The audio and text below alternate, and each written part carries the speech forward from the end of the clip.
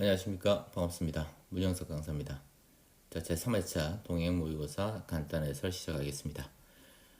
미리 말씀을 드렸던 것처럼 3회차 동행 모의고사는 최신 기출과 최신 판례를 중간중간에 넣어서 출제를 했고요. 나머지 지문들이 평이하게 출제가 되었기 때문에 그렇게 어렵지는 않을 겁니다. 이번 간단 해설에서 제가 주로 언급을 해야 될 부분들은 최신 기출, 그리고 최신 판례, 그리고 W 지문 연습에 있긴 하겠지만 지문이 약간 변형된 형태들을 추려가지고 설명을 드려보도록 하겠습니다. 1번, 2번, 3번, 4번 앞 페이지에 있는 지문들은 평이하게 출제가 되었기 때문에 넘어가도록 하고요. 6번에 있는 3번 지문 보도록 하겠습니다. 6번에 있는 3번 지문, 물론 처음 보는 지문일 수도 있겠지만 우리가 지금까지 공부했던 판례의 법리를 알고 계신다라면 별로 어렵지 않게 문제를 체크할 수 있을 것 같다.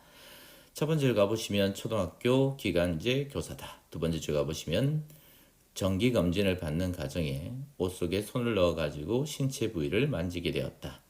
우리가 고추 만지기 사건에서도 공부를 했고 강제추행죄 부분에서도 공부를 했던 것처럼 성적인 욕구를 충족하려는 의사, 그리고 주관적인 동기가 없는 경우는 할지라도 성적 도의관념에 반한다든지 성적 수치심을 느낄 수 있는 행동이었다면 그것은 추행이다라고 보아야 될 것이다. 따라서 6번에 있는 3번 지문, 제일 끝에 있는 추행에 해당이 된다는 지문은 옳은 지문이 맞다. 넘어가도록 하겠습니다. 8번에 있는 3번 지문 보도록 하겠습니다. 8번의 3번 지문이 장황하게 설명이 되어 있는 것처럼 보이겠지만 별반 어려울 게 없는 지문들이다. 어떤 지문이 변형되어서 출제가 된 거냐면 우리가 긴급 피난에서 공부했던 샤클 사건, 즉 닷을 5샤클에서 7샤클로 길게 늘려두게 되었을 때 과연 그것이 재물손괴죄에 대한 고의가 인정이 될 것인가, 그리고 긴급 피난이 인정될 수 있는가에 대한 문제가 다른 지문 형태로 출제가 된 거다. 물론 5샤클, 7샤클이 키워드로 정확하게 주어졌다면 여러분들이 바로 문제를 체크할 수도 있겠지만 이런 형태로 변형이 된다면 여러분들이 순간 당황할 수가 있으니까 책임 난이도 자체가 어렵게 느껴질 수가 있겠죠. 두 번째 줄 가보시면 예인선이 따로 필요한 관계로서 비용이 많이 들고 그리고 해상으로 이동하는데 시간이 많이 들었고 그 과정에 태풍을 갑자기 만나게 되었을 때 선박이라든지 선원들의 안전을 위해서 어쩔 수 없이 닷을 5샤클에서 7샤클로 늘어두게 되었고 그 과정에서 근처에 있는 양식장한테 피해를 주게 되었을 때 손괴죄가 성립될 수 있는가 없는가에 대한 문제다. 따라서 긴급 피난이 인정이 될 것이고 위법성이 조각될 수가 있는 것이기 때문에 손괴죄에 대한 고의는 인정이 되겠지만 위법성이 조각되어서 범죄는 성립되지 아니한다. 따라서 옳은 지문으로 체크를 하시면 충분하다. 넘어가도록 하겠습니다.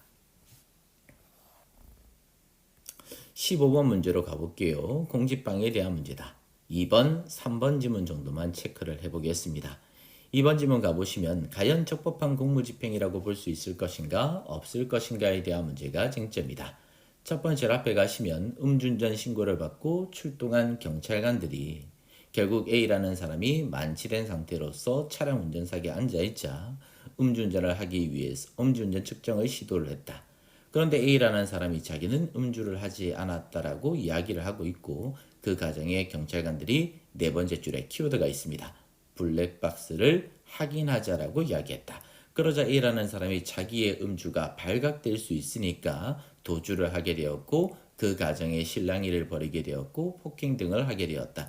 그럼 이 경찰관들의 업무 집행 자체는 음주운전을 측정하기 위한 공무로서 적법한 공무다라고 보아야 될 것이고 따라서 적법한 공무를 수행하고 있는 공무원, 경찰관들한테 폭행 협박을 가했기 때문에 공무집행방해죄가 성립될 수가 있는 경우다. 그 다음에 하단에 있는 3번 지문, 최신 판례이자 최신 기출에 대한 지문입니다. 제가 앞서서 수업 중에 한번 언급을 한 적은 있는데 지문을 보시면 방송국 프로듀서, 즉 PD하고 촬영 감독이 수용적인 피의자를 접견하기 위해서 세 번째 줄 가시면 반입이 금지되어 있는 녹음, 녹화 장치를 반입을 하게 되었다. 이러한 경우에 과연 위계성이 인정될 수 있는가 없는가, 위계 이양 공지방해 성립 여부에 대한 문제가 쟁점이다. 우리가 기타 동지 판례들을 많이 공부한 적이 있습니다. 파워 매직 쉐이퍼 사건이라든지 또는 수용시설의 음주를 하기 위해서 주류를 반입을 한다든지 또는 담배를 반입하게 되었을 때 위계 이한 공지방이 인정이 될 수 있는가? 법령에서 금지되어 있는 행위를 위반하게 되었을 때 과연 위계성이 인정이 될 수 있는가 없는가에 대한 여부인데 위계 이한 공지방이 인정이 되기 위해서는 일반 공지방하고는 다르게 어떤 요건을 필요한다? 구체적이고 현실적으로 공부를 방해해야 되겠죠. 설사 반입이 금지되어 있는 녹음, 녹화 장치를 가지고 들어가는 경우를 알지라도 다른 공무원들이 충분히 적발을 할 수가 있는 경우였다면 위계성이 인정이 되지 않는다고 보아야 될 것이다. 따라서 위계 이한 공지방이 인정되지 아니하는 경우다. 따라서 3번 지문이 틀린 지문으로서 정답 지문에 해당이 됩니다. 넘어가도록 하겠습니다. 17번에 있는 4번 지문. 외국한 거래법상 실행의 착수가 인정이 될 수 있을 것인가 없을 것인가에 대한 문제입니다. 갑이라는 피고인이 재경 경제부 장관한테 신고를 하지 아니한 상태에서 엔화, 즉 여기서는 일화라고 표현되어 있죠. 엔화를 외국으로 반출하게 되었을 때 실행의 착수가 인정이 될 수 있을 것인가 없을 것인가에 대한 문제가 쟁점이다. 문제를 푸실 때는 이 엔화 자체를 반출하게 되었다면 실행의 착수가 인정이 될 것인데 지문을 가보시면 5번째 줄에 뭐라고 되어 있냐면 휴대용 가방을 가지고 보안 검색대를 통과를 했거나 또는 통과를 해서 휴대용 가방을 비행기에 실은 상태였다면 이 엔화, 이 일화 자체를 반출하기 위한 밀착한 상태까지 나아갔다고 봐야 되기 때문에 실행의 착수가 인정이 될 수 있겠지만 지문에서는 5번째 줄 끝에부터 6번째 줄 제일 앞에 가시면 보안 검색대를 아직까지 통과하지 아니한 상태다라고 되어 있으므로 이러한 경우에는 이러한 외국한 거래법상 국외로 반출하기 위한 근접 밀착한 상태까지 나아갔다고 볼 수는 없다. 따라서 이러한 경우였다면 실행의 착수가 인정되지 아니한다. 따라서 4번 지문은 옳은 지문에 해당이 됩니다. 그래서 문제를 푸실 때 이 보안 검색대를 통해서 통과를 했다면 실행의 착수가 인정이 되겠지만 왜? 밀착한 상태까지 나아갔다고 볼 수 있으니까. 하지만 지문처럼 보안 검색대를 통과하지 못했다라고 되어 있으면 밀착한 상태까지 나가지 못했기 때문에 실행의 착수가 인정되지 않는다라고 문제를 푸시면 되겠습니다. 넘어가서 22번에 있는 기억번 지문 가보겠습니다.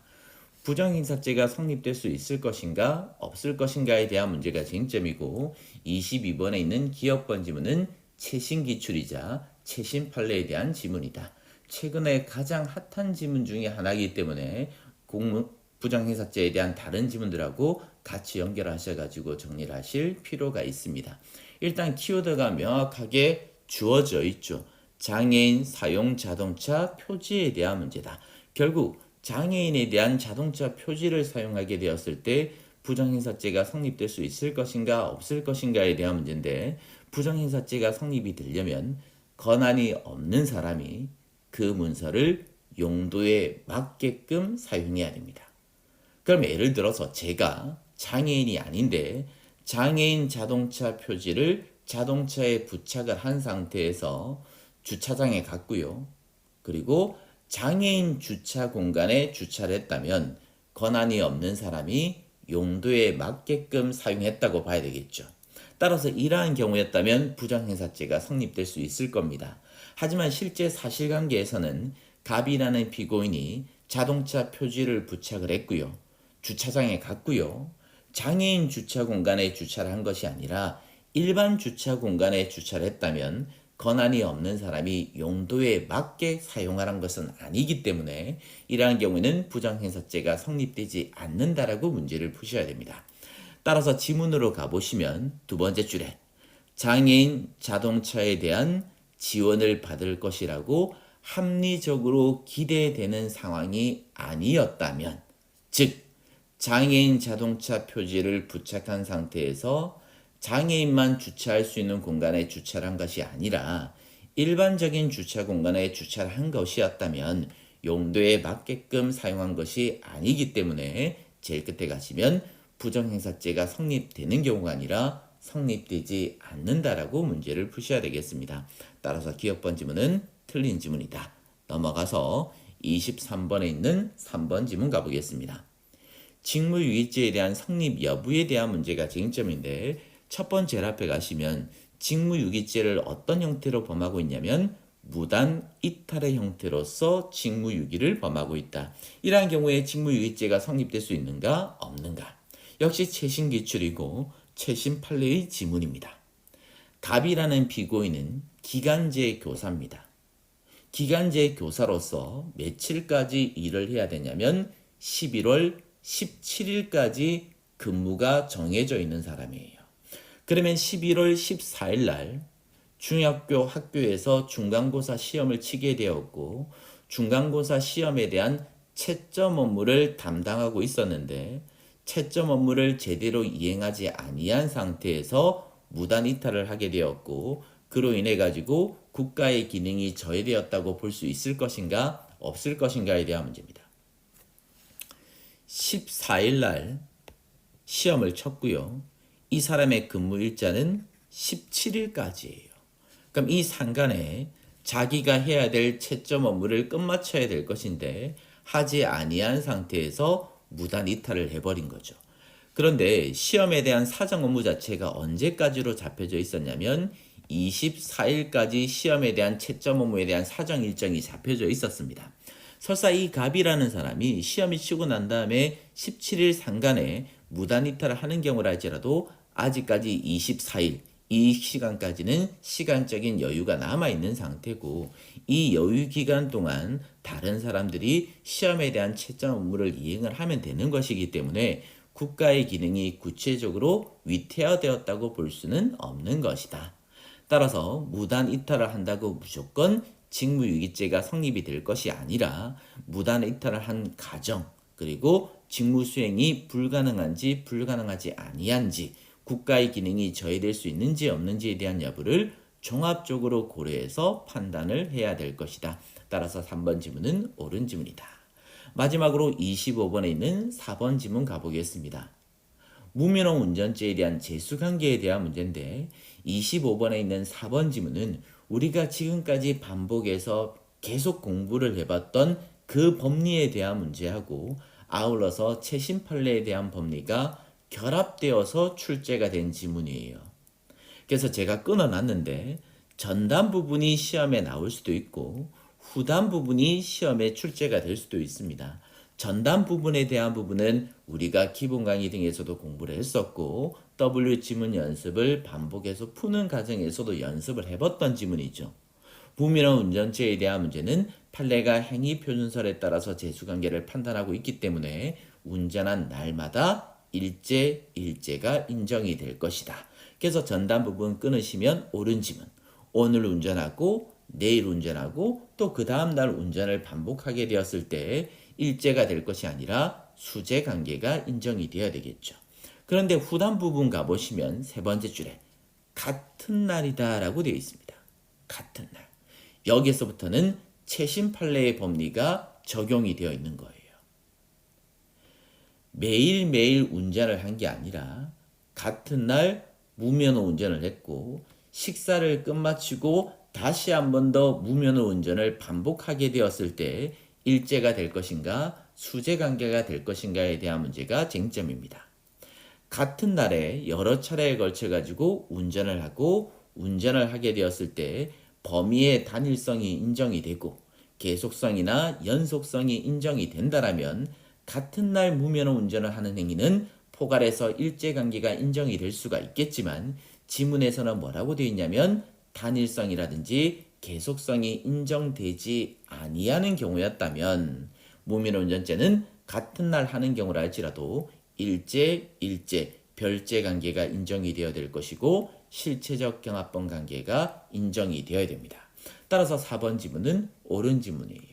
그래서 문제를 푸실 때 앞으로 무면허 운전죄라는 키워드가 보인다라면 같은 날 반복해서 운전을 한 것인지 아니면 같은 날이 아니라 오늘도 운전하고 내일도 운전하고 그 다음 날도 반복해서 운전을 한 것인지 그 부분을 체크를 하고 난 다음에 같은 날이 아니라 매일매일 운전을 한 경우였다면 행위를 기준으로 운전한 날마다 일제 관계가 인정이 될 것이다. 즉 포괄일제 관계가 아니다라고 문제를 푸시면 되고, 후단에 있는 지문처럼 같은 날에 걸쳐 가지고 계속 운전을 하고 식사를 끝마치고 또 반복해서 운전을 하고, 같은 날이라고 나왔을 때는 범위의 단일성이라든지 계속성이 인정이 된다라면 포괄해서 일제관계, 만약에 지문처럼 단일하지 아니하다, 계속성이 인정되지 않는다라고 나온다라면 일제관계가 아니라 별제관계로서 실체적 경합분 관계가 인정이 된다라고 문제를 푸시면